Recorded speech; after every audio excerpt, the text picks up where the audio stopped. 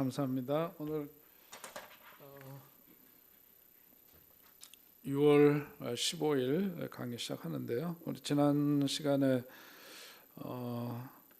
영성 심리 이제 그 아브라함이 이삭을 제단에 바쳤던 그 이야기 앞에서 보시면서 이게 이제 뭐냐면 그 자기 신앙을 위해서 아들을 그렇게 바쳤다는 거 한마디로 말하면 뭐예요? 광신도라고 할 수 있겠죠, 그죠? 또 하나님께서는 인간이 감당할 수 없는 이런 요구를 당신을 위해서 해야 한다 이렇게 요구하신다면 그 신은 어떤 신? 잔인한 신, 잔혹하고도 잔인한 신이라고도 그렇게 말할 수도 있을 겁니다. 오늘 이제 우리가 이 이야기를 앞에서 쭉 2시간에 걸쳐서 보셨는데 결론적으로 지난주에 낙천주의 비관주의에 대한 얘기를 했죠. 결국 우리가 인생을 살아가면서 가장 소중한 것을 잃었을 때, 가장 소중한 것을 잃었을 때에도 우리가 살아왔던 어떤 그 삶의 방식이 내 삶에 있어서 마주하게 되는 가장 그 어려운 그 사건, 그 일을 어떻게 대하게 하느냐 하는 점에서의 차이가 드러난단 말이죠. 그래서 낙관주의와 비관주의 이야기를 하면서 이제 아브라함 같은 경우에 이런 일들을 통해서 하나님이 보여주시고자 하시는 그 깨닫게 하시는 것은 뭐냐면 이럴 때 아브라함은 어떻게 했느냐, 어떻게 할 거냐. 계속해서 내 인생에 있어서 이것이 꼭 한 이례적인 사건이 아니라 연속해서 어떤 형태로든 내 삶에 왔을 때 어떻게 그것을 받아들이고 그것을 마주할 것이냐 이제 하는 것이죠. 여기에 대해서 이제 앞에서 보면 그 이제 영성 심리의 눈으로 보자면은 하나님께 가까이 가기 위해서는 뭐냐면 자기의 가장 소중한 것을 어떻게 내어놓을 수 있는 그런 것이어야 한다 그거죠. 나에게 있어서 가장 귀한 것, 소중한 것, 그런 것을 내어놓는 것, 그럴 줄 아는 것, 그게 바로 믿음의 세계라고 하는 거고, 우리가 그런 점에서 그렇게 하지 못하는 이유는 자기 어떤 불안 때문이고, 근데 그 불안보다도 그것을 더 넘어서 계신 그 존재에 대해서 우리가 의지하고 신뢰할 때 그것을 내려놓을 수 있는 거죠. 그래서 그것을 일컬어서 우리 앞에서 뭐라 그랬냐면 테스트다 그렇게 얘기했어요. 이것은 하나님이 아브라함을 통해서 그런 믿음의 세계로 인도하는 여정 속에서의 일종의 테스트다. 아브라함에게 있어서는 자기 자신에게서 가장 소중한 것을 내어놓을 수가 있어서 결국은 그게 뭐냐면 내가 가진 그 모든 것, 내 거라고 생각했던 모든 것이 실은 누구의 것이냐? 하나님께 속해 있는 것이다. 모든 것이 다 하나님께 속해 있는 것이고 나에게 주어진 가장 소중한 그것마저도 사실은 하나님의 것이다 하는 것을 인정할 때에 그것이 바로 뭐냐면 믿음의 세계로 들어가는 가장 중요한 테스트이고 그럴 때 하나님께서 그를 통해서 역사하시고 보여주시는 축복의 여정, 역사 그것을 이제 성경은 보여주고 있는 것이죠. 그러니까 내가 갖고 있는 것이 내 곁에 있어야 한다는 강박관념들. 한번 제가 말씀드릴 때 한번 생각을 하시면서 들으시면 좋을 것 같아요.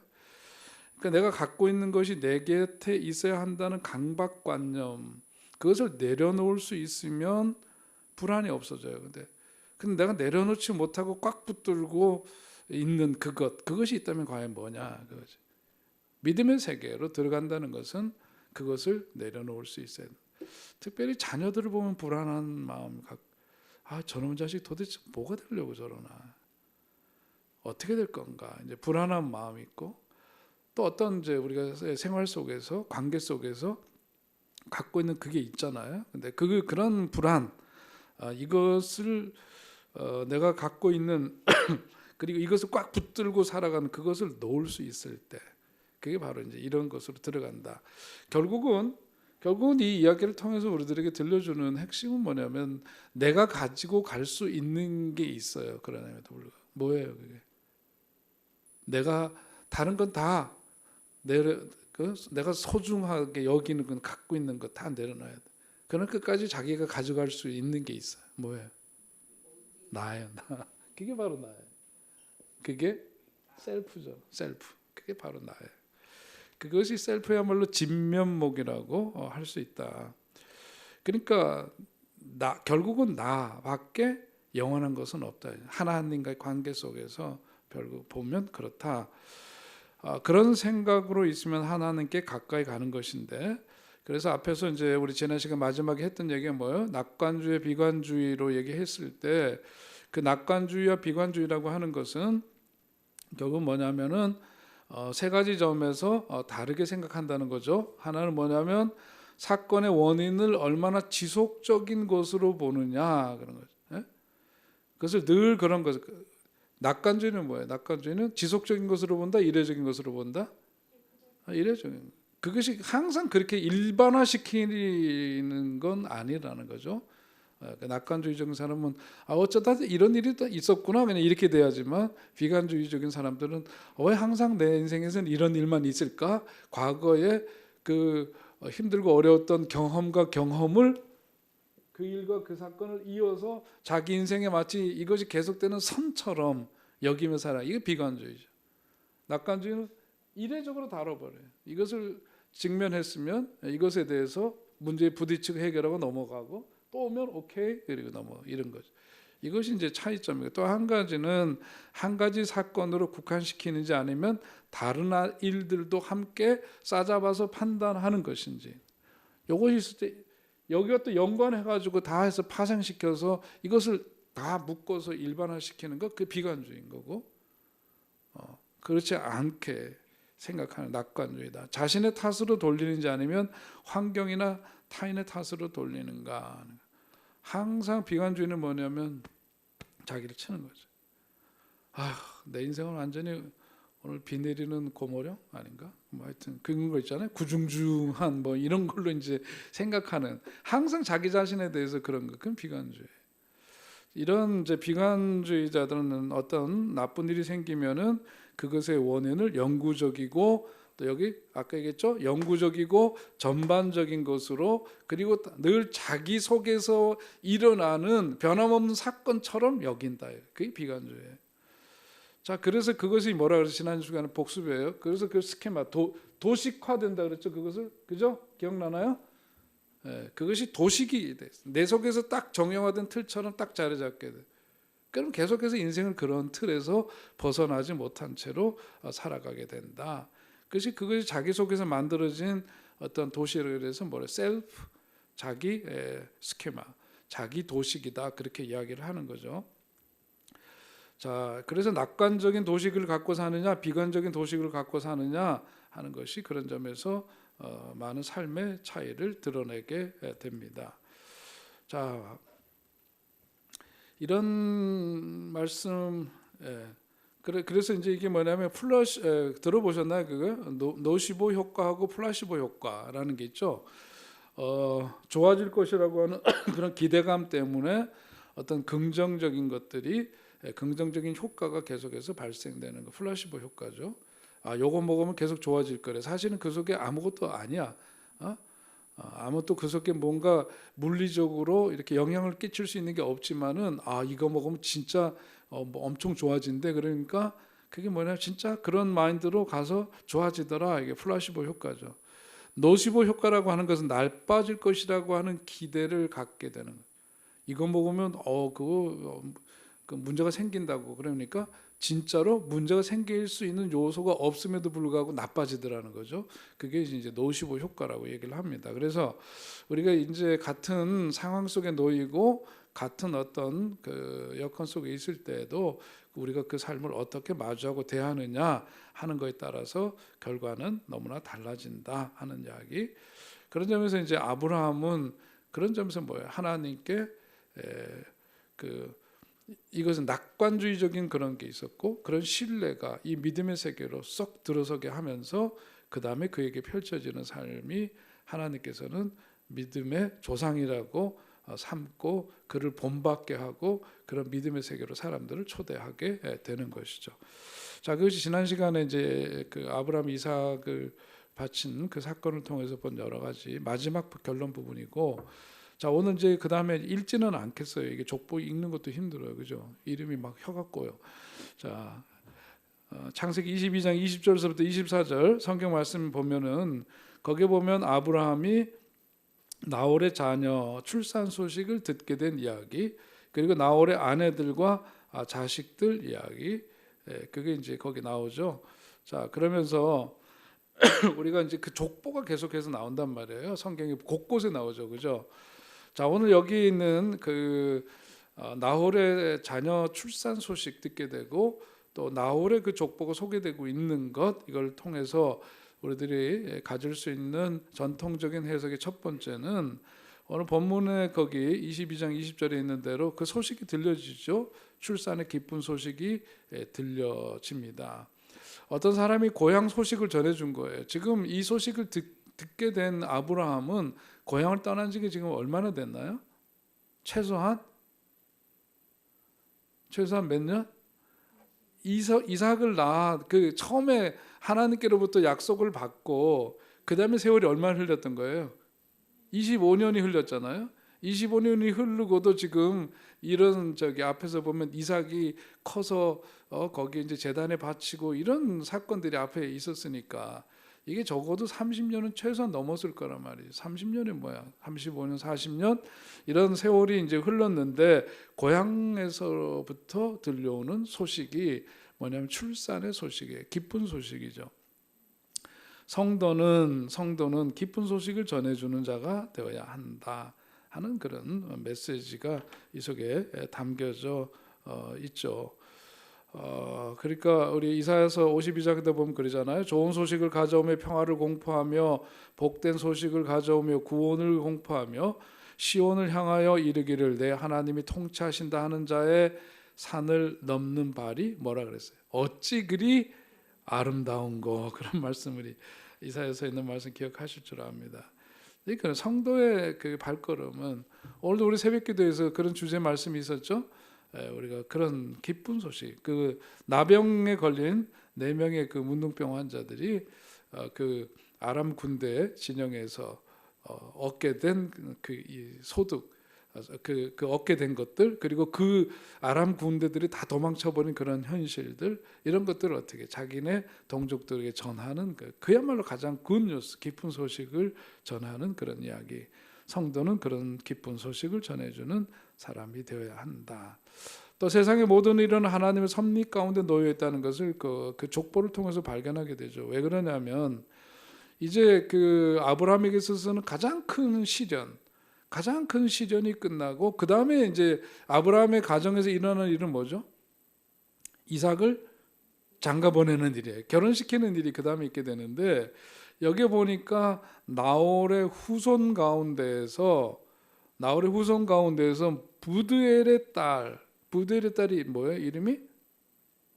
리브가죠. 레베카. 리브가입니다. 그 리브가가 누가 되는 거죠? 뭐가 되는 거예요? 이삭의 아내가 되고 아브라함의 며느리가 되는 일로 엮여져. 야, 갑자기 그 출산 소식을 듣게 되고 이러면서 나홀의 소식을 듣게 되고 그러니까 아브라함이 퍼뜩 드는 생각이, 그 시대에는 이제 주로 근친이 이루어졌잖아요. 그러니까 뭐냐면 고향 떠나서 그동안 사느냐고 정신 없었는데 생각을 하게 된 거지. 그래서 결국 자기 시종을 보내서 결국 며느리로 데려오게 해서 아들을 장가 보내는 이야기. 이런 것이 우연일까? 우연이 아니라 하나님의 섭리 속에 이루어진 일이다. 그렇게 볼 수 있는 거죠. 세 번째 주제는 뭐냐면 하나님을 경외하는 사람은 하나님께 복을 받더라 하는 것. 가만 보니까 나홀의 그 아들이 8명입니다.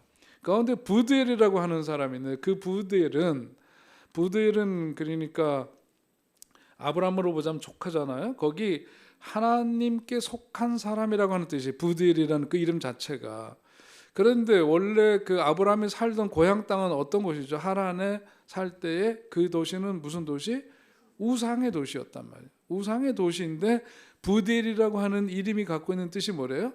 하나님께 속한 자다. 그러니까 뭐냐면 그 우상의 도시에서도 하나님을 경외하며 살았던 아브라함의 또 다른 핏줄이 있었다. 그 가문과 그 같은, 크게 보면 같은 가문이지만은 거기에서 헌사가 이루어지고 그 가운데서도 신앙을 지키는 그런 이들이 있었다. 바로 그거죠. 그런 이들에게 복을 주시고 아브라함을 통해서 이루시고자 하시는 그런 구원의 역사와 그런 이어지는 축복이 바로 그 가문 가운데도 함께 연결되고 이루어지게 되는 것을 보여주는 것이죠. 자, 이런 것이 이제 오늘 우리가 함께 대하는 족보, 창세기 22장 20절로부터 24절에 나오는 나홀의 그 족보를 보면서 가질 수 있는 그런 내용들입니다. 자, 여기서 우리들이 이제 주목하게 되는 거, 아까 처음에 이야기로 돌아가면 성경에는 왜 이렇게 곳곳에 족보를 이렇게 올려놓는 걸까? 족보라는 게 결국 뭐예요? 사람 이름을 올려놓는 거죠. 그 사람의 이름을 상세하게 기록하는 이유가 뭐냐? 그 이름은 뭐냐면 이스라엘, 특별히 히브리인들에게 있어서 이름은 단순한 그 불려지는 어떤 호칭, 그 이름이 아니라 그 이름은 결국은 한 개인의 역사를 의미하기 때문이고 그 역사의 집합체가 개인이기 때문에 이름에 대한 상세한 기록이 성경에는 기록이 되어 있습니다. 그러니까 단지 그냥 부르기 위한 호칭으로서의 이름이 아니라는 거죠. 인생에 뭐가 들어가 있느냐? name value. 이름의 가치가, 거기에 가치가 들어있다는 거예요. 가치. 이름이 곧 인생이고 인격이라는 거죠. 그 이름 자체가 하나의 인격체를 의미하고 그 속에서 갖고 있는 어떤 그 인생의 가치를 의미한다. 그것을 우리가 쉽게 뭐라고 하느냐 하면 이름값이라고 얘기를 하는 거예요. 많이 들어보셨죠? 야, 나는 내 이름값 하고 사나? 그런 생각을 해야 된단 말이죠. 이름값, 이름이라고 하는 거,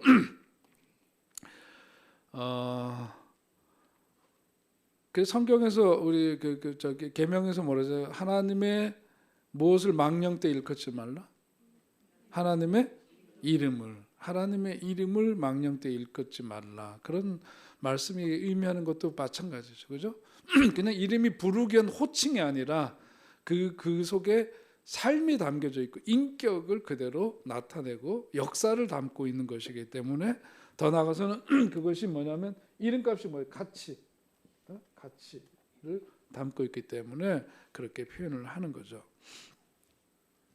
자, 이름은 삶의 정체성의 문제고 자기의 역사성을 대변한다고 할 수 있는데 그 사람들마다 그런데 보니까 이름값이 같아요, 달라요? 이름값이 다르더라. 그 이름을 들으면은 여러분 마음속에서 떠오르는 이름들 있다면 그 이름의 의미가 다르죠. 누가 떠올라요? 요즘 유행하는 추앙하는 이름이 있으면 한번 얘기해 보시죠. 추앙하는 이름. 오늘 점심 약속이 있어서 죄송합니다. 제가 오늘 선생님 식사 대접하기로 했기 때문에 오늘 안 되는데 다음에 제가 잘 잊어먹는 건 아시죠? 그래서 추앙의 대상. 그러니까 이게 이제 이름마다 그냥 하는 게 아니라 이름 올리기는 싫은데 사람 몇 명 죽인 저기 범죄자 있잖아요, 그죠? 강머시갱이 이렇게 하면 그 이름은 뭐냐면 그 이름값은 완전히 바닥이 아니라 바닥으로서 표현할 수 없는 더러운 이름, 악한 이름, 정말 잔인함의 어떤 대명사 같은 이름이 있고 그 이름만 들어도 마음속에서 뭔가 이렇게 존경심이 올라오고 이러는 이름들 있죠, 그죠? 살면서 우리가 그런 이름을 간직하는 게 굉장히 중요해요. 왜냐하면 사람은 누구나 어떤 자기 삶의 발전은 그 모델이 있어요, 모델. 우리 자랄 때 우리 이제 지난 시간에 사춘기에 대한 것도 했지만 사춘기 때 그러면서 뭐냐면 모방이 굉장히 중요해요. 어떤 경우에 보면은 조영규 목사님처럼 그렇게 큰 그런 목회, 소위 성공적인 그런 목회를 하려는 사람들은 어떻게 다 설교하는데 목소리도 똑같아. 머리까지 벗겨야 되나 모르겠다만 아무튼 뭐 하여튼 똑같이 흉내내고 그러잖아요. 근데 그건 어린아 유아기적인 거죠.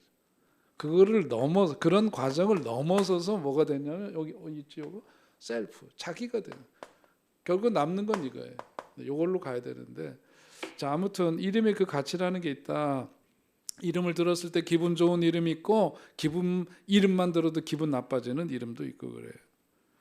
이름을 듣고 끄덕거릴 만한 그런 인물이 있고 설레설레 흔들 만한 그런 이름도 있고 그렇다. 그 이름의 가치를 우리가 다 거기에 갖게 되는 거예요. 자, 그런데 이 이름의 가치, 어떤 그 이름이 주는 어떤 그 이런 의미에서 이름을 보자면 이게 소위 사람들이 끄덕거릴 만한 그런 이름으로의 어떤 그게 어느 날 갑자기 되는 게 아니죠. 그죠? 어느 날 갑자기 되는 게 아니라 쭉 어떤 그 여정 속에서 어느 날 그 이름은 샛별처럼 빛나는 이름, 사람들 속에 따뜻함으로 간직되는 이름, 존경심과 우러러봄으로 그렇게 표현되는 그런 이름들이 있어요. 자, 이런 것이 나타나는 거는 결국은 어떤 과정이 필요해요. 그 과정이 뭐냐면 심리적 전환점이라고 얘기를 하는 거예요. 심리적 전환점이 있어서 그렇다. 심리적 전환점은 또 쉽게 말하면 인생의 전환기라고 하는 것이죠. 태어나면서부터 우리는 어떻게 살아요? 사회적 관계 속에 산다 그랬죠? 사회적 관계 속에서 어떤 그 성장의 단계를 거쳐서 이렇게 가요. 그죠? 에릭 에릭슨의 우리 8가지 단계 다 옛날에 배웠죠? 그러니까 이런 어떤 단계, 과정을 겪으면서 나와의 관계 속에서 살아가면서 어떤 그 이름값 하는 존재가 되는 건데 이런 데 있어서 어떤 그 분기점들이 있다 이거죠. 이런 지점들이 있어요. 변화의 어떤 그 지점들. 성적이 안 올라가다가 열심히 해도 공부했는데도 안 올라가다 어느 시점에 쭉 점수 올라가요. 그죠? 그렇다고 알고 계세요. 또 뭐냐면 무슨 일을 열심히 해도 뭔가 성과가 없어. 그럼 어느 날 보니까 쭉 올라가는 때가 있어요. 우리 인생도 마찬가지죠. 뭐가 그냥 맨날 똑같은 것 같은데 어느 순간인가 저놈 봐라. 저렇게 제가 벌써 저렇게 컸어 이런 거죠. 그죠? 애들 보면 그래요. 몸집만 큰 게 아니라 말하는 거 보니까 어이구 저놈 베이비가 아니네 더 이상. 빅보이. 아니면은 와 너 완전히 너희는 너 저기 어른 다 됐구나 이놈 이렇게 해야죠. 그죠? 이런 거예요. 그게 뭐냐면 인생의 전환점, 그게 심리적 전환점이 있어서 그런 거죠. 다른 나와의 어떤 나와 다른 사람들 관계 속에서 우리는 사회성을 배우고 그 사회성이 좀 삐뚤어지고 잘못된 사람들 우리는 한마디로 뭐라 그러죠? 네 가지가 없다 이렇게 얘기를 합니다. 그렇게 표현을 해요. 자, 그런데 이런 게 이제 여기 어떻게 오느냐? 내 안에 나를 보게 될 때의 요 심리적 전환기. 이 심리적 전환기라고 하는 것은 내가 나를 보게 될 때, 내 인생이 무엇인지를 찾게 되고 내가 나를 들여보게 될 때 이것이 이제 점핑하는 거예요. 그것이 인생의 전환점인데 지금 제가 그 이름을 찾다 못 찾았어요. 어떤 그 심리학자가 얘기했는데 6년마다 어떤 그런 인생의 전환점들이 대개 보면 있더라는 거예요. 한 6년 텀으로 그분은 이야기를 했어요. 자, 그래서 가만 보니까 물론 저는 이제 기본적으로 에릭 에릭슨 얘기했던 그런 발달 단계가 저는 기본적으로 이제 거기를 주목하는데 이번에 본 것은 이런 심리적 전환기는 한 6년 터로 오더라. 그래서 보통 우리도 뭐냐면 우리가 이런 공부를 하기 전에 어른들은 옛날서부터 뭐라 그랬냐면 미운 몇 살? 지금은 빨라졌지만은 보통은 뭐냐면 미운 7살이라 그랬어요. 그러니까 미운 7살 전까지는 어땠다는 얘기죠? 미운 짓 하지 않고 그냥 이쁘기만 했어요. 7살 되니까 요놈이 미운 짓만 하기 시작하더라. 그러니까 실제로 한 6년 텀을 가지고 뭔가 어떤 그 심리적 변환의 때가 전환기가 있더라. 자, 0세에서부터 6세까지는 그러니까 뭐냐면 성격 형성기다. 그래서 그 3살 버릇 8까지 간다 그러면서 그런 얘기 많이 했잖아요. 앞에서. 그러니까 처음에 그 아이의 캐릭터, 성격과 이런 부분들이 형성되는 게 어렸을 때 애착 관계 속에서 그 형성된다. 대부분 그렇게 우리가 배웠습니다. 자, 그게 성격 형성기고 7살, 미군 7살 그때에 그게 소위 말해서 이제 이따가 공부를 하겠는데 이 반항이 굉장히 중요해요. 우리 삶에 있어서. 반항이라는 게 굉장히 중요하거든요. 자, 미운 7살이라고 하는 것이 한 인생의 어떤 전체 그 주기로 보자면 이게 1차 반항기라고 할 수 있어요. 1차 반항기, 독립하는 시기입니다. 점점 엄마가 뭐 해주고 이런 거 싫어요. 내가 해야 돼. 싫어, 내가 할 거야. 뭐 이러잖아요. 자, 그 다음의 시기 13세까지가 되겠죠. 그때가 이제 사춘기인데 사춘기 시작 때는 요즘 모든 것들이 옛날보다는 빨라지긴 했어요. 아무튼 우리가 어떤 기본적인 개념을 흐름을 이해하기 위해서 그냥 말씀을 드리면은 좋을 것 같은데요. 이때가 또 2차 반항기입니다. 그죠? 미운 7살의 반항기에서 이제는 뭐냐면 사춘기 들어서서의 반항기, 제2 반항기입니다.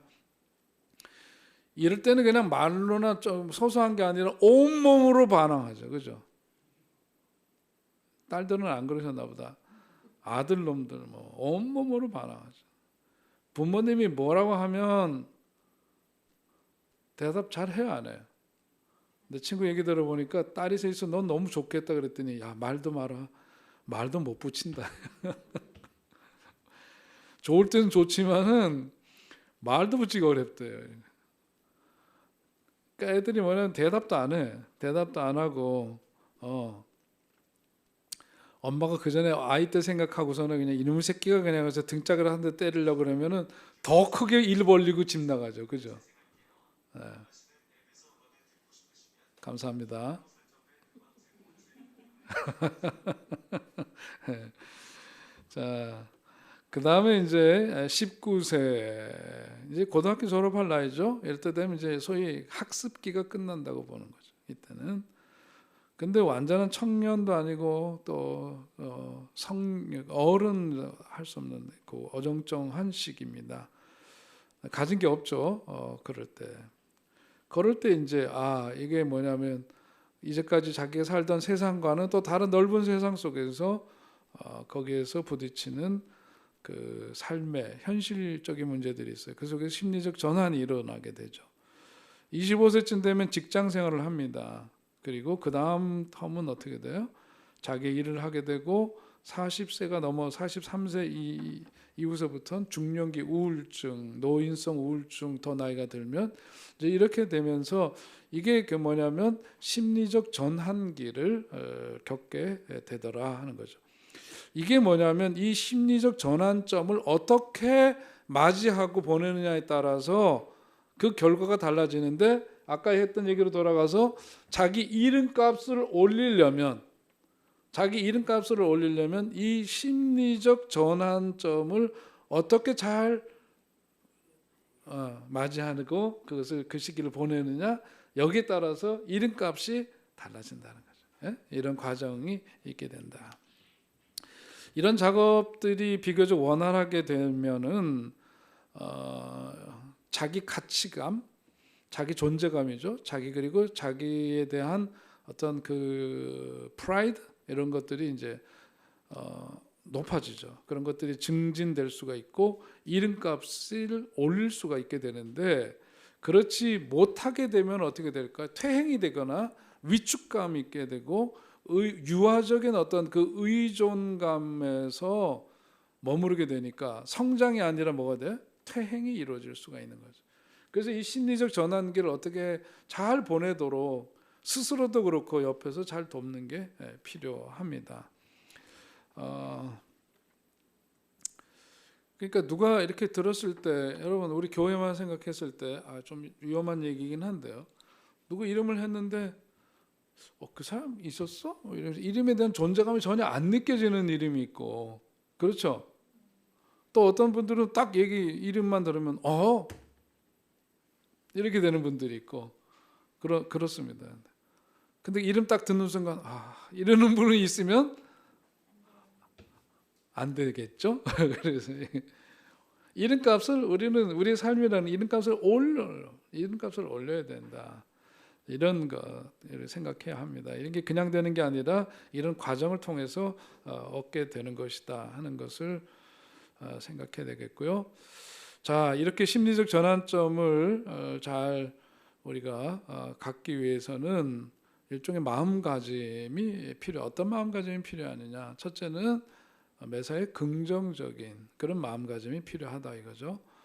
그러니까 항상 불평거리 문제점 찾는데 귀신 같은 사람들이 있어요. 그죠? 좋은 점이 이만큼 있는데 그거보다는 딱 문제 하나 딱 잡고 그걸 통해서 자기 존재를 드러내려고 하는 그런 사람들도 있어요. 불평거리 찾는데 아주 능숙한 사람들이 있고 온갖 핑계거리를 찾는데 일가견이 있는 사람들이 있고 이런 사람들을 소위 말해서 뭐라 해요? 투덜이들이죠. 투덜거리고 징징거리고 이런 사람들. 이런 투덜거리는 사람들 치고 생산적인 사람은 없다. 그러니까 앞에서 얘기했던 낙관주의, 비관주의도 얘기했지만은 그런 점에서 보자면 평상시에 우리들의 어떤 마음가짐 그리고 어떤 것을 볼 때의 그 눈, 그래서 이게 사람이 살면서 이 시각 조절이 굉장히 중요한 것 같아요. 시각 조절. 제가 대학 들어갔을 때 우리 선배들이 붙잡아 놓고 공부를 시키더라고. 공부시키는데 그게 뭐냐면 소위 시각 조절하는 공부였어. 역사를 어떤 눈으로 바라봐야 되느냐? 이거 그냥 막 성경을 어떤 눈으로 볼 거냐? 뭐 이런 그런 어떤 포인트 오브 뷰라 그러죠. 관점을 갖게 되는 게 중요해요. 그럼 그 관점은 뭐냐면 우리가 어떤 그 안경을 쓸 때 그 안경의 그 초점 이것이 이제 맞춰져야 되잖아요. 그렇게 보이죠. 마찬가지로 어떤 그 관점이 생기면 그런 시각으로 관통해서 보는 눈이 생겨요. 그럼 자기가 구체적으로 학습받은 바가 없지만은 그것을 바라보는 기본적인 시각이 정해져 있기 때문에 그 시각으로 그것을 쉽게 조명해 볼 수가 있으니까 해석과 자기 입장이나 이런 것들이 거기서 쉽게 정리가 될 수 있어요. 이 시각 조절이 굉장히 중요합니다. 자, 이 시각 조절이 중요한데 이 시각에서 우리는 어떠냐? 이 심리적 전환점에 있어서 이것을 잘 보내기 위해서는 매사에 긍정적인 그런 시각을 가질 필요가 있다. 매사에. 두 번째는 뭐냐면 유머 감각을 길러라. 그렇게 말합니다. 창의적인 사람들 가운데 가만 보면은 유머 감각이 뛰어난 사람들 있어요. 여러분 우리 함께 이렇게 대화하다 보면 이렇게 툭툭 던지는데 재미있는 그죠? 그런 사람들이 있죠. 덜어 있어요. 덜어. 그럼 그런 사람들은 뭐냐면 그 마음이 닫혀 있거나 마음에 여유가 없으면 유머 나와요, 안 나와요? 안 나와요. 연구해도 안 나와요, 그거는. 근데 마음이 편안하고 넓고 공간이 있으면은 그런 것이 이렇게 톡톡 나오는 거죠. 근데 그 유머라고 하는 것이 결국 뭐냐면 창의성과 공통점이 있더라 하는 얘기입니다. 자, 그런 점에서 창의적인 사람들은 뭐냐면 아까 그랬죠. 유머라는 게 지금 금방 표현해 보니까 마음의 그릇이 커야지 이런 유머가 나오잖아요. 창의적이라고 하는 것은 뭐냐면 이렇게 공간이 넓게 있어야 돼. 공간이 넓게 있어야 마음의 공간이 넓게 있어야 자기가 알고 있는 파편화되어 있는 것들이 조합을 이룰 수 있는 여지가 생기죠. 그죠? 이것이 좁으면 뭐냐면 그 속에서 다 꽉 짜여져 있기 때문에 다른 것이 생성될 수 있는 어떤 공간이 없는 거죠. 그런 여력이 전혀 없는 거죠. 그래서 우리가 마음 공부를 하는 거는 결국은 궁극적으로 이 크기를 더해가는 거죠. 그다음 그 속에서 이것이 넓어지고 커지니까 자기 속에 있는 파편화되어 있는 것들이 어떤 시점에서 무엇이 인가 요구될 때 이렇게 저렇게 조합이 돼서 새로운 것을 뚝딱 만들어낼 수 있는 창의성이 발휘가 되는 거예요. 그러니까 유머 감각과 이런 것들이 결코 분리되는 것이 아니더라. 그 얼마 전에 돌아가신 한승원 변호사님이 우리나라에서 대표적인 그 인권 변호사셨죠. 김대중 대통령 때도 그렇고 감사원장도 하셨고 대법원 하여튼 한승원 변호사 참 대단한 분이시거든요. 책을 보면. 근데 놀랍게도 그 칼 같은 분인데 제 책 꽂혀 있는 책 중에 하나가 뭐 그분이 유머집을 여러 권, 2권인가 3권 다 있었어요. 근데 다 이렇게 시대를 바라보면서 아주 재미있는 그러면서도 이게 한학을 공부를 하셔가지고 이게 한자어까지 등장해서 그래서 야 이분의 그 삶의 크기가 이런 것이었구나. 그 책을 보면서 제가 그걸 느끼게 되는데 자 우리가 인생의 심리적 전환점에서 이런 거 길러야 된다. 유머 감각, 창의적인 것과 관계된다. 세 번째 비판적으로 사고하고 대안을 찾아라. 여러분 그러니까 항상 비판적인 사람 되라는 얘기가 아니라 뭔가 크리틱 어떤 것을 봤을 때 그것을 예리하게 다른 시각으로 볼 수 있는 눈을 가는 거 굉장히 중요해. 그러니까 뭐든지 당연하다고 여기는 것서부터 좀 벗어날 필요가 있어요. 왜 그래야 되지? 우리는 그동안 늘 당연하게 생각했는데 그거 왜 그래야 되지? 이거 질문.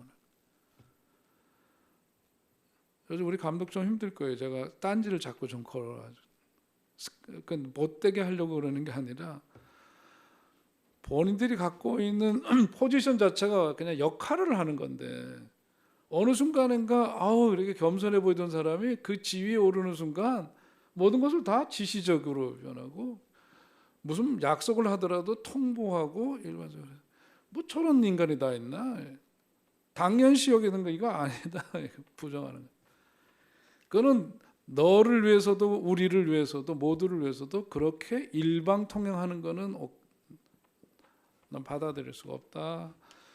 그러면 뭐죠? 그런 게 있어야 발전이 일어나요. 새로워지고 좋은 쪽으로의 어떤 개선이 일어나요. 우리가 가정에서도 마찬가지고 일반 사회생활이나 교회에서도 제가 우리 교육자들한테 자주 하는 얘기 1% 개선.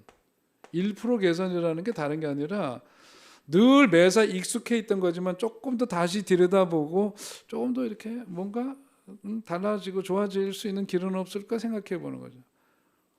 어느 날 그냥 2박 3일 기도원에 들어가서 되는 게 아니라 일상에서 이렇게 들여다보고 보다가 탁 하고 이렇게 1% 그거죠. 당연하다고 생각하지 말고 사소한 것에 대해서도 그래서 우리는 항상 저는 뭐가 중요하냐 질문이 중요하다고 봐요. 근데 묘하게도요 질문이 참 중요한데 질문이 뭘 만들어요? 답을 만들어요. 질문의 수준이 그 사람의 수준이고 그 질문이 답을 만들어요. 어떤 질문에 따라서 답이 결정되거든요, 사실. 자, 그렇기 때문에 우리가 이런 삶을 지향할 때에 심리적 전환점을 잘 보내고 그것을 통해서 뭐예요? 이름값이 올라가더라. 여러분 오늘 이 공부를 통해서 여러분들의 이름값이 왕창 뛰시기를 축원드립니다. 왜 진지한 얘기를 농담으로 받으세요? 이름값이 올라가요. 존재감이 더 이렇게 크게 확장되고 그러는 게 필요하죠. 자, 그렇게 되면 뭐가 되느냐면은 눈치꾸러기가 되지 않게 된다. 눈치 항상 보는 사람들은 이런 거가 안 돼서 건강하게 이게 안 되니까 뭐냐면 눈치 보는 거예요.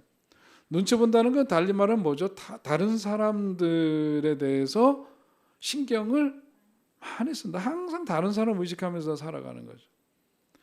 이름값 높이려면 그렇게 살면 안 돼. 거꾸로 말하면 심리적 전환기를 잘 맞이하고 이름값이 높아지면은 눈치 보지 않는 인생이 되더라 이거죠. 에? 어디 가서 이렇게 당당하게 자기의 이야기, 생각, 주장 이런 것들도 이렇게 편하게 얘기할 수 있고 그러면 다른 사람도 고려하면서 이렇게 할 수가 있는 거죠. 이게 이제 눈치꾸러기들은 상담을 하면서도 나타나요. 상담을 하는 이유는 뭐죠? 자기 삶의 그런 문제를 어떻게든 개선하고 해결해 보기 위해서 만나잖아요. 그럼 그 내담자는 어디에 초점을 맞춰야 돼? 자기를 들여다보는 일에 집중하고 자기를 진지하게 정직하게 만나야 되죠. 상담자를 통해서 그것을 봐야 되는데 눈치꾸러기들은 뭐냐면 이 눈치꾸러기 내담자들은 상담을 하면서도 누구를 의식해? 상담자를 의식해. 그러면 상담이 잘 안 돼요. 그 사람한테 필요한 얘기, 상담자가 듣고 싶어 할 거라고 생각하는 것 이런 이야기를 든. 이렇게 하면 안 되는 거죠. 보여주기 위한 거, 그런 거. 그러니까 자기가 이게 눈치꾸러기라고 하는 것은 뭐냐면 자기가 자기를 돌보지 않은 결과거든요. 근데 여전히 자기 문제를 해결하기 위해서 왔음에도 불구하고 자기를 들여다보지 않고 상대방을 의식하고 상대방에게 좋아하거나 필요할 거라고 생각하는 이야기를 하려고 한다. 그러면 발전이 있을 수가 없다. 그런 얘기고, 그러니까 남이 하는 것들 따라하는 일에 그렇게 열심히면 아닌 거죠. 그건 아닌 거죠. 그죠? 우리나라 유행 되게 빨라. 짧아지는가 하면은 길어지고, 넓어지는가 하면 좁아지고. 저도 넥타이가 집에 매진을 하면서도 주렁주렁 걸려있는 넥타이들이 퍽 많아요. 가만 보면 어떤 거는 좁고 어떤 거는 또 이따만큼 넓어요. 그래. 그러니까 그게 다 유행이 있나 봐. 근데 가만 보면 넓어졌다, 좁아졌다, 좁아졌다, 넓어졌다. 치마도 여성들 보면은 긴 거 입었다, 짧은 거 입었다. 두 가지죠, 그죠? 길지 않으면 짧은 거. 왔다 갔다 왔다 갔다. 근데 왜 이렇게 자꾸 따라해? 남들이 다 짧은 거 입을 때도 나는 내 식대로 살면 되잖아요. 그렇죠. 그런 게 다 뭐냐면 자기 남들 따라가는 거죠. 유행 따라가고 짝퉁 문화 이런 것들. 보여주는 문화가 만들어내는 것 중에 하나가 뭐냐면은 보여주기 위한 거 따라하다가 그게 항상 잘 돼야 안 돼요. 잘 안 되니까 나타나는 결과 뭘까요? 불안장애라고도 할 수 있고 우울증 이런 것들이 거기에 수반되죠. 남이 나를 어떻게 생각할까에 신경을 쓰기 시작하면서 불안감이 올라오는 겁니다. 저 사람이 내게 대해서 어떤 감정을 갖고 있는지를 생각하다 보니까 불안이 올라오고 그러니까 그게 불안장애가 되는 거예요. 그 불안장애는 결국 뭘로 이어질까요? 그게 바로 우울증으로 이어지게 되는 거죠. 그래서 자기가 자기를 돌보는 훈련이 필요한 겁니다. 자기가 자기를 돌보는 훈련이 필요해요. 내가 내 감정을 돌보기 시작하면 다른 사람들의 눈치를 보는 것이 줄어들어요. 그리고 자기 감정을 보기 시작하는 거죠. 네? 앞에서도 그런 얘기 수도 없이 했지만 듣는 거하고 실제로 되는 거하고는 좀 차이가 있죠. 그러니까 자기 그러다 들여다보는 거 훈련이 필요해요. 훈련이. 큐티가 사실은 그런 말씀을 통해서 하나님께서 내게 들려주시는 음성을 듣고 그 속에서 우리가 묵상, 메디테이션 하잖아요. 묵상할 때에 그게 뭐냐면 그 속에서 누구를 보는 거죠? 하나님을 만나고 자기를 만나는 거예요. 자기를 들여다보고 자기를 돌보는 시간이에요. 사실 큐티가. 자, 이런 게 필요하다. 이게 잘 돼야만 뭐냐면 또 심리적 전환점을 잘 그렇게 보내고 이름값이 높아지면은 희생하지 않는 삶이 가능한 거죠. 내가 열심히 했는데 반응을 안 보이면 어떻게 돼요? 화가 나죠. 화가 나지 않게 하는 방법은 열심히 안 하면 되는 거죠. 열심히 안 살면 돼요. 근데 희생을 하면 내가 원하는 것이 생기기 때문에 화가 나는 거죠. 내가 원하는 것이 생기기 때문에 화가 나는데 상대방을 배려한 거가 아니라 뭐냐면 조건부 희생이란 말이죠. 그러니까 상대방도 그러면 뭐냐면 부담을 느끼고 내가 이렇게 일을 하니까 칭찬해줘 하는 눈치꾸러기 삶이기 때문에 그런 인생은 뭐냐면 구걸하는 인생이 되는 거예요. 자기가 자기 자신에 대해서 이미 하나님이 우리 속에 생수의 강이 흐르는 그리고 내가 어떤 존재인가에 대해서 창세기에서부터 그렇게 깨닫게 해주시고 보여주시는데 성령은 바로 그것을 생각나게 하시고 그것을 기억하게 하시는 힘이라 그랬죠. 우리 지난 시간에 배웠죠. 그죠? 주일 예배 때인가. 그런데 그거는 다 까맣게 잊어버리고 하나님이 이미 내게 주신 그걸 보지 못하고 그런 나 자신을 바라보지 못하고 다른 사람들한테 인정받고 싶고 눈치꾸러기가 되고 그게 뭐냐면 일종의 영적인 뭐라 그럴까 심리적인 구걸행 심리적 구걸이라고 할 수 있죠. 나 좀 칭찬 좀 해줘 이러고 돌아다니는 거거든요. 네. 그럴 필요가 없는 거다. 우리 그렇게 살 필요가 없다. 자, 자기 자신을 들여다보기 시작하면은 구골 행각이 비로소 줄어들다 멈추게 돼요. 그걸 더 이상 할 필요가 없게 돼요.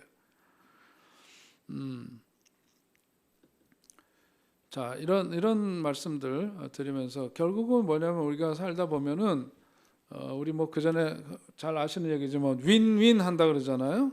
예? 우리가 살면서 그렇게 되는 거죠. 서로가 윈윈 하는 사람, 너도 좋고 나도 좋고. 그러니까 우리가 살면서 일을 해서 나는 안 좋고 너만은 좋은 일이다 그러면 어떻게 하는 게 좋아요? 안 하는 게 좋은 거죠. 안 하는 게 나은 거예요. 부모 자식 간의 관계에서도 마찬가지죠. 부모 자식 간의 관계 속에서도 그렇게 얽혀지면 안 돼. 우리 부모님들이 해서는 안 될 말 중에 하나가 내가 너를 어떻게 길렀는데 막 이렇게 얘기하면 그게 뭐가 되죠? 부담이 되는 거예요. 그러면 그 관계가 편안한 관계가 될 수가 없어요. 너도 좋았겠지만 나도 좋았단다 이런 거죠. 근데 그 얘기 하려면 뭐냐면 너 때문에 난 너무 좋았어 이 얘기가 나가야 되죠. 그럼 엄마한테 신경 쓰려고 화가 나는 일이 있었지만 엄마가 자기 때문에 좋았다는데 나도 엄마 때문에 생각해 보니까 신경 쓰려고 화나는 데도 있지만 전체적으로 따져보면 어때요? 그런 시간들은 사실 불과 얼마 안 될 거예요.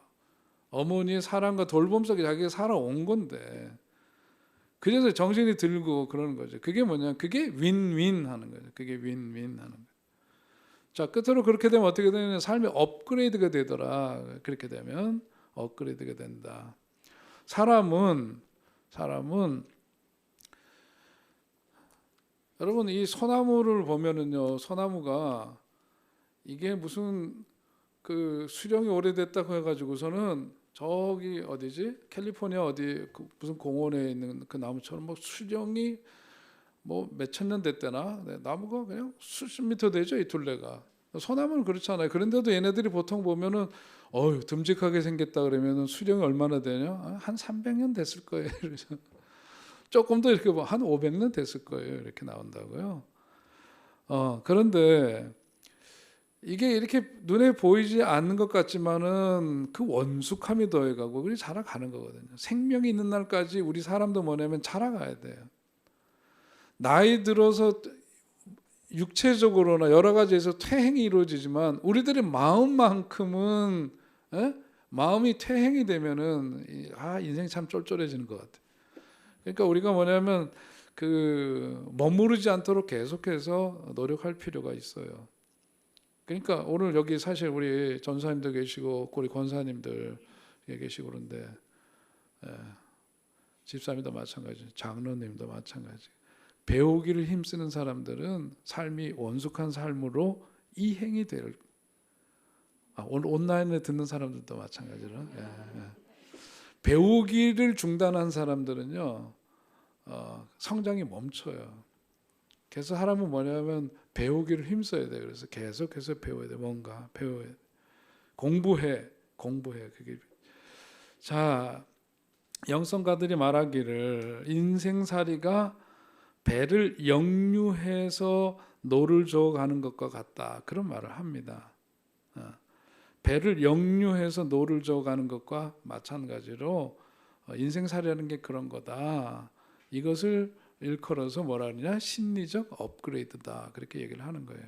그러니까 우리가 이제 그런 훈련과 그런 그 배움의 과정을 통해서 계속해서 우리 삶이 이렇게 퇴행하는 게 아니라 앞으로 향해서 나아가고 업그레이드가 되고 그래야 되는 것이죠. 아까 족보 얘기하려다가 축하하려고 그랬는데 족보하니까 우리 저기 이현아 전사님 할머니 되셨답니다. 와, 박수 한번 해주세요. 박수. 이제 일가를 이루면서 이제 얼마나 좋을까. 아유. 아까 족보에게다가 축하해 주려고 했는데 깜빡해서 넘어갔어요. 자, 우리가 살면서 그래서 업그레이드 하는 게 참 중요한데 자기 자신을 업그레이드라고 하는 것은 자기 자신에 대해서 변화를 주는 거고 이 업그레이드라고 하는 것은 내면적 변화가 일어나면서 이게 에, 뒤에 이제 그 이어지는 말씀과 연관되는 건데요. 아브라함을 볼 때도 뭐냐면 이게 삶이 업그레이드가 됐다고 볼 수 있어요. 내면의 변화가 사람이 있게 되면은요, 어떤지 아세요?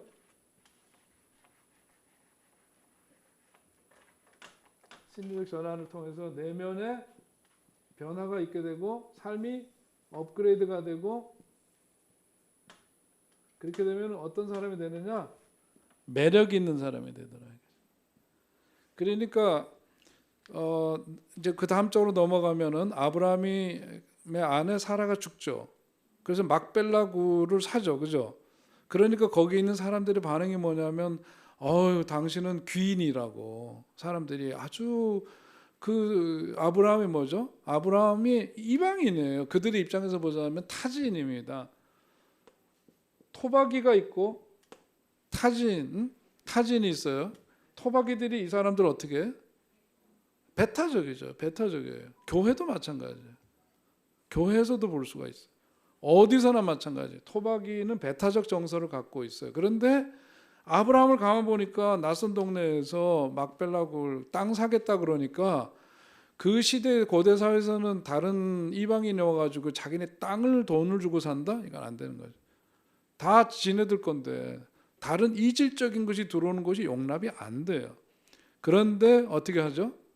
귀인이라고 여기고 융숭하게 그를 받아주고, 그래서 아이 돈 줄 거 없다고 그냥 쓰라고 그러는데 안 된다고, 나 돈 주고 살 거라고. 그래서 처음으로 하나님이 약속하신 그 땅을 진짜로 이제는 소유하게 되는 역사가 있게 되는 거예요. 그게 23장으로 넘어가면서 그게 있게 되는 거거든요.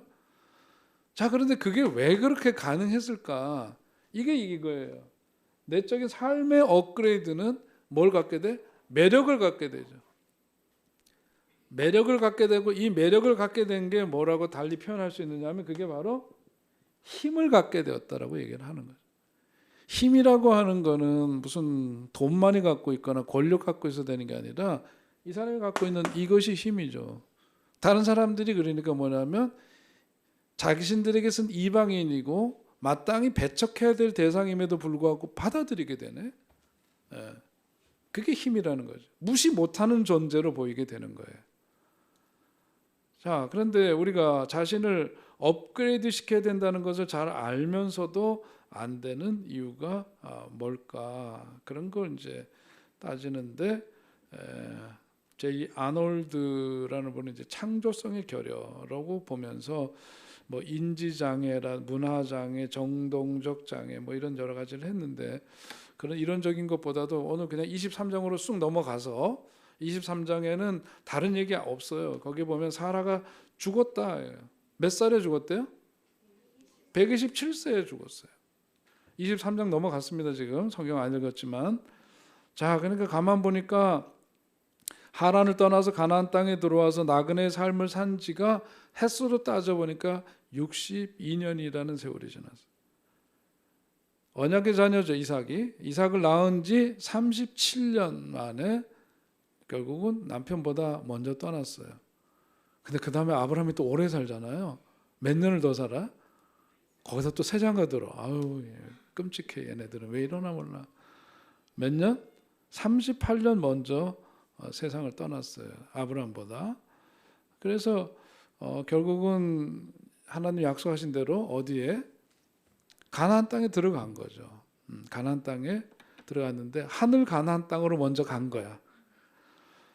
자, 그러면서 아브라함이 사라의 매장지 구입을 위해서 어떤 사람들 헷 족속과 만나서 협상하는 이야기, 그리고 막벨라 굴을 구입하기를 원한다는 의사를 밝히고 결국은 공식적으로 막벨라 굴을 구입하고 거기에 사라를 장사 지내고, 자, 헷 족속이 막벨라 굴을 아브라함의 소유의 매장주로 확실히 공식적으로 거기서 정합니다. 자, 이게 뭐죠? 하란을 떠나서 하나님 약속하신 그 약속이 이루어지면서 아들을 낳게 하는데 수많은 세월이 걸렸고, 이제 비로소 땅을 차지하게 된 거예요. 그동안은 뭐냐면은 유목민, 떠돌이였어요. 나그네였어요. 아브라함의 삶은 나그네의 삶이었는데 드디어 하나님의 약속이 성취되는 그 시작이 이루어지게 된 굉장히 중요한 지점입니다. 자, 여기에 따른 그 전통적인 해석은 굉장히 여러 가지로 7가지에 걸쳐서 이렇게 정리를 했는데요. 그 부분은 또 나중에 지금 했던 이야기 그거에 대해서만 조금 더 얘기를 하고 오늘 마치고 우리 6월 달까지 성경 공부하려고 합니다. 그 전보다 조금 늦죠?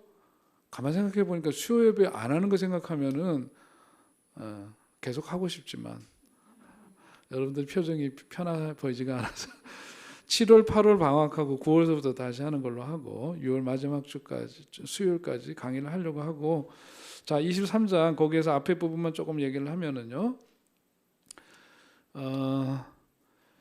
아까 얘기했던 대로 동네 사람들이 그를 배척하지 않았던 것 바로 아브라함이 갖고 있었던 어떤 매력이 있었다. 그것은 뭐냐면 내적인 변화에 따른 삶의 업그레이드에서 나오는 내적인 변화고 그것이 곧 뭐다? 힘이다 말씀을 드렸어요.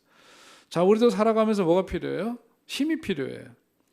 영성 심리에서 강조하는 것이 바로 힘입니다.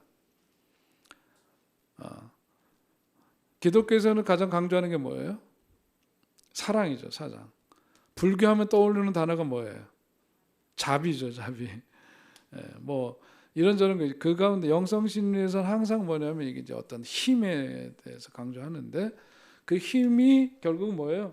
2가지 힘이 있다. 우리에게는 어떤 힘? 내적인 힘과 외적인 힘이 있다. 내적인 힘과 외적인 힘이 있는데 내적인 힘이 곧 무슨 힘? 마음의 힘이다 이거죠.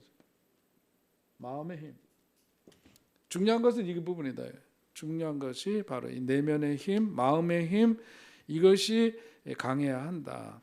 외적인 힘이 아무리 덩치가 크고 키가 크고 힘이 세고 그래도 내면의 힘이 약하면은 내면의 힘이 강한 사람에 의해서 노예적인 삶을 살게 돼 있어요.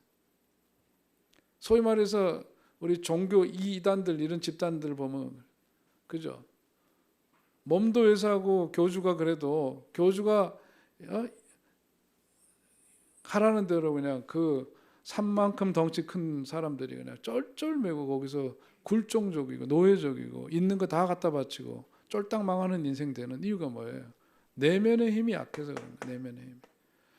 내면의 힘 이게 굉장히 중요한데 소위 우리가 주변에서 보는 성격 장애자들 있죠. 성격 장애라든지 또 좀 그 편하게 얘기해서 성격 더러운 사람들 있죠.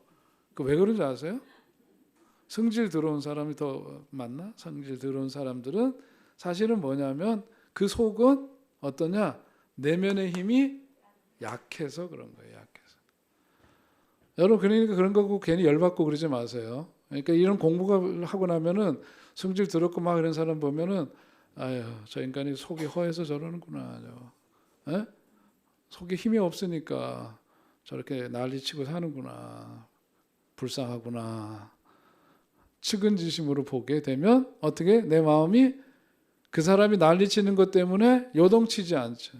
이렇게 보면은 보이니까 이게 그렇게 되는 거예요. 육체적인 힘이 떨어지면 감성이나 생각에 짜증이 나고 무기력해지고 귀찮아지고 그렇습니다. 맞아요? 사람 굶겨 놔봐요. 지금 작심하고 무슨 기도한다고 지금 금식기도 들어그랬는데 금식기도 처음 할 때는 굉장히 멋있죠. 한 이틀 지나고 그러면은 뭐가 나요? 막 짜증나고 옆에서 누가 부시럭거리기만 해도 괜히 신경질 내고 막 누가 금식하랬나 혼자 금식하면서 있는 신경질 없는 신경질 다 내고 그러죠.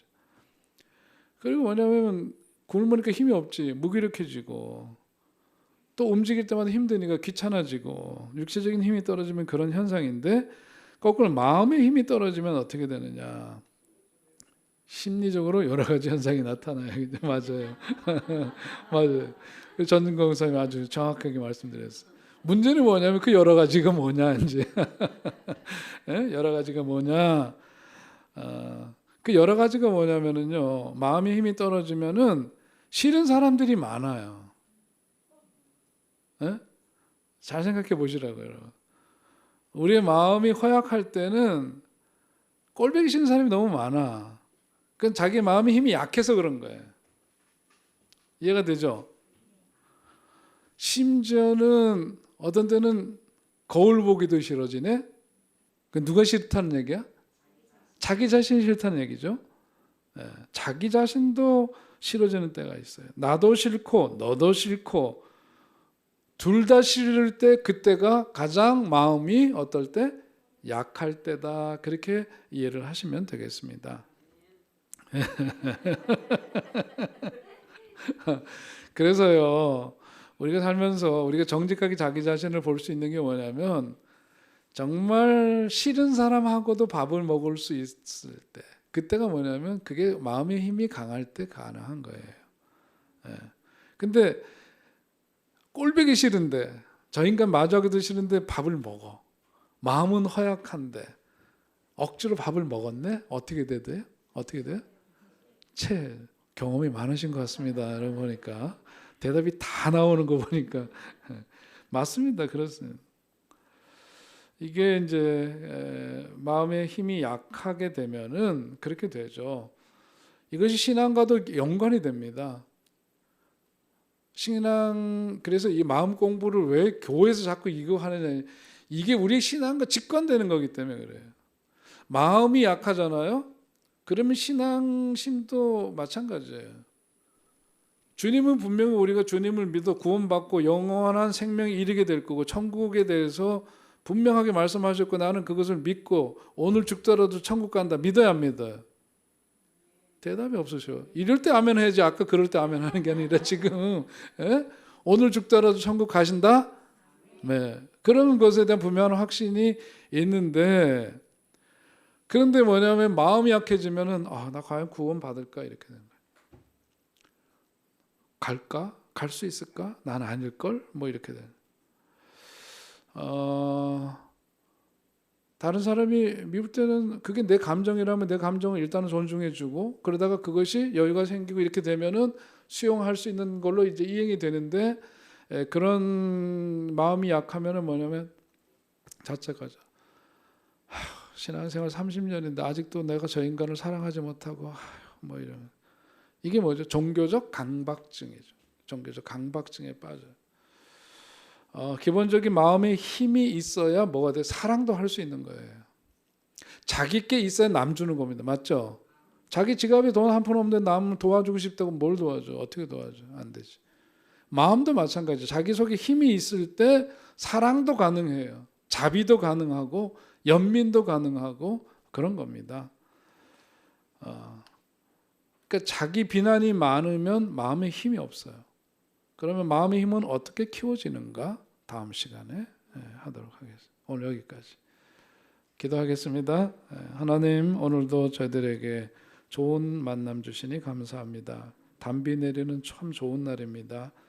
오늘도 우리 함께 공부하는 시간 가졌는데 내 삶을 잘 들여다보고 우리의 삶이 한 인생 살아가면서 이름값 하며 살아갈 수 있도록 더 나아가서 우리의 삶이 업그레이드가 되어져서 정말 하나님 자랑스럽게 여기시는 그런 믿음과 사랑과 소망에 넘치는 행복한 삶을 살아가는 우리들 되게 하여 주시옵소서.